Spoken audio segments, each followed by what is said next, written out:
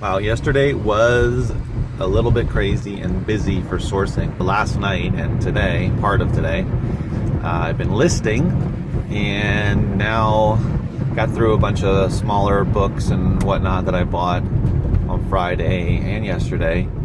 And I just have the bag sale books, which is a good amount, probably at least 30 or so. And then I'm going to start going through the CDs. So tonight I will dig into the bag sale books. If all goes well, I will finish those tonight, hopefully. Kind of determined to do that, so I'll just have the CDs left because I'm going to go sourcing again in 2 days, and I don't want to, I want to start going through the CDs at least to kind of start separating them into FBA pile and then take into the record store pile. As I was listing today, there was a book that had a sticker across the barcode, and it was not any old sticker, it was actually an FBA sticker. The same stickers that I put on the books to send them into the warehouse. It's not the first one I found. I've probably found half a dozen, maybe more, probably like 6 to 8 books that probably more actually, because I think some of them were older stickers, so probably closer to 10 or so.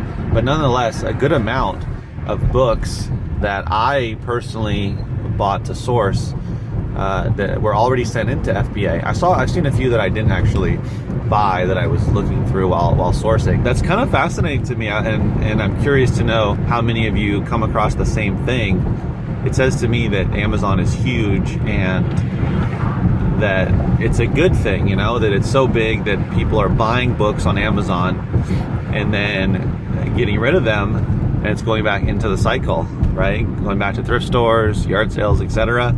And I'm able to source it and send it back into Amazon. So it's just sort of feeding the beast, or feeding the ongoing sales cycle. And even though someone buys a book on Amazon, it doesn't mean they're going to keep it for years and years. Unlike me, where I keep all my books that I've read, a lot of people get rid of them. Hence, all the books donated to to thrift stores. But a good amount of people apparently, they get rid of those books, even though they bought them on Amazon, and they leave the sticker on there. It makes me wonder what percentage of books that we're sourcing out there have gone through Amazon at some point, whether they have a sticker on it or not.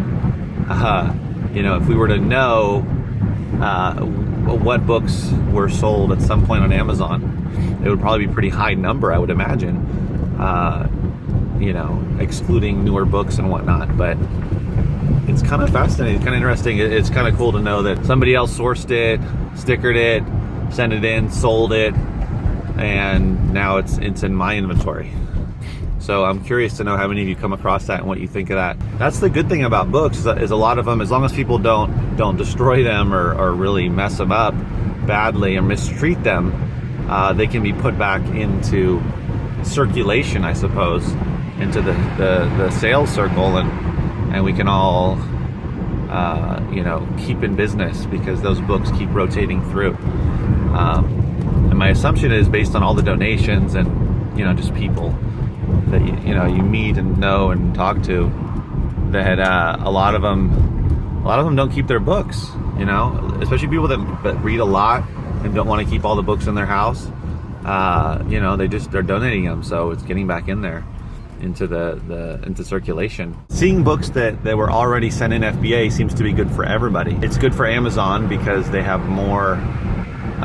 always more and more stock that can be sent back into them. It's good for us as a seller because we found a book that's still in good shape, even though it was already sold, was already disposed of or donated, and we can profit off of that book again. So even the book was already sold for 10, 15 bucks or whatever, we can sell it again for 10 or 15 bucks. So Amazon makes money, we make money.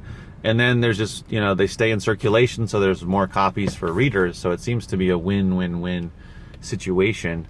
As long as sort of a book, as long as it's well taken care of, can just continue to go through the cycle of the sales cycle, and until it meets a buyer who hangs on to it like me for years and years, then it's out of circulation. Or it meets someone who likes to abuse books. That's another question I have. I have rarely in my life, through the many books that I've read or had in my possession, spilled water or any liquid on them. Honestly, I can barely remember it happening more than a few times, whether you just hit a glass and it spilled or whatnot. But I'm amazed by the amount of books that have water damage. Aside from spilling your drink or your water, you know, what are people doing with books? Are that many people reading in the bathtub or in the pool or next to the pool? I don't get it. Are people just clumsy? So anyway, I'd be curious. What?